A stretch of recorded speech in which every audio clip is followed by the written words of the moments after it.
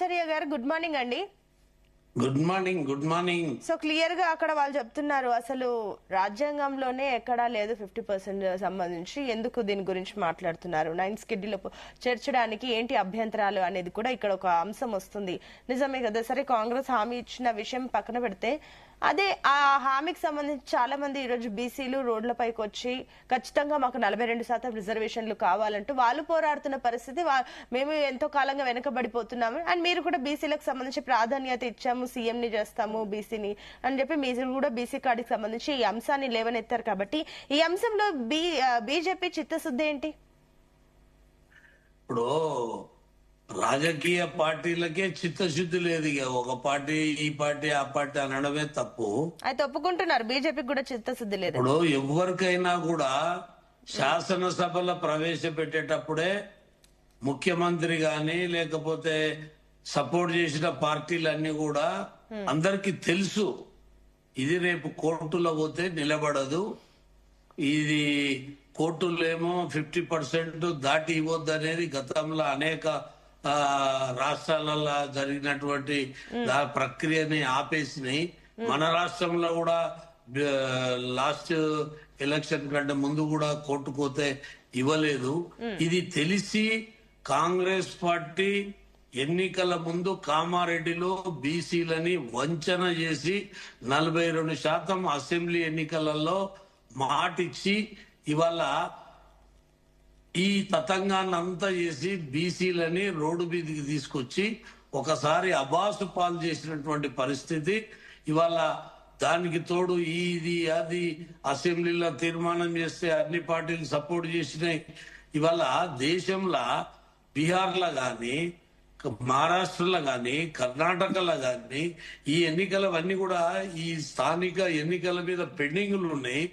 ఇప్పుడు జనగణన చేయాలి, కులగణన చేయాలి. దీంతో పాటు వచ్చిన తర్వాత అన్ని రాష్ట్రాలలో ఈ ఇబ్బందులు ఉన్నాయి కాబట్టి కేంద్రం ఒక నిర్ణయం తీసుకోవడం జరుగుతుంది. ఎందుకంటే ఇంకొక 6 నెలల్లో 1 year లోపల ఈ కులగణన జనగణన చేసి ఆయా రాష్ట్రాలకు దీని మీద సమగ్రమైన ఒక చట్టాన్ని తీసుకురావాల్సినటువంటి అవసరం ఉంది. అయితే ఇవాళ ఇక్కడ మాట ఇచ్చిండ్రు కాబట్టి అది ఓ 2 సంవత్సరాలు కాలయాపన చేసి 16 నెలలు, ఒక 4 నెలల ముందు ఈ అసెంబ్లీలో బిల్లు పెట్టి ఒక తీర్మానం తీసుకొచ్చి ఈ రకమైనటువంటి క్రీడ, ఇది బీసీల మీద ఇది ఒక క్రీడ. ఈ క్రీడలా బీసీలు ఓడిపోయినరు. ఎందుకంటే బీసీలు నమ్మి ఓడిపోయినరు.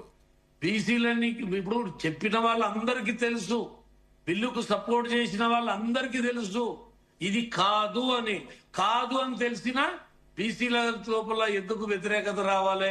మేం సపోర్ట్ చేస్తాం, మేం సపోర్ట్ చేస్తామని అన్ని రాజకీయ పార్టీలు కూడా సపోర్ట్ చేసి ఇలా ఒక తతంగం చేసి ఓ డ్రామా ఆడి ఇలా సినిమా యాక్టర్ల కంటే ఎక్కువ బాహుబలి కంటే లేకపోతే ఈ పుష్పరాజు కంటే ఎక్కువ నటన చేసి బీసీలను వంచి ఇలా బీసీలని రోడ్డు మీదకి తెచ్చి అకస్మాత్తుగా కనీసము అఖిల పక్షాన్ని ఏర్పాటు చేయకుండా బీసీ సంఘాలతోటి మాట్లాడకుండా ఏ పరిస్థితులలో మేము పోతున్నామని చెప్పకుండా కనీసం ఒక డెలిగేషన్ ని ప్రైమ్ మినిస్టర్ దగ్గరికి, అఖిల పక్షాల దగ్గరికి, ఈ దేశంలో ఉన్నటువంటి రాజకీయ వ్యవస్థల దగ్గరికి తీసుకెళ్లలేక ఏమి చెయ్యకుండా అకస్మాత్తుగా జూబ్లీహిల్స్ ఎన్నికల గెలిచినాం కాబట్టి ఇక ఏం మమ్మల్ని ఎవ్వరు ఎంపీకేది లేదని చెప్పి ఇలా ముందుకు పోయి ఎలక్షన్లు పెట్టినరు.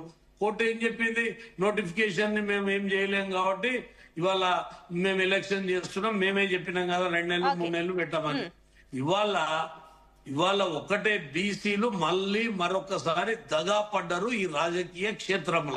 ఓకే అండి, నేను మళ్ళీ వస్తాను. ఎస్ కౌశిక్ గారు, గుడ్ మార్నింగ్. Good morning. ఏదైతే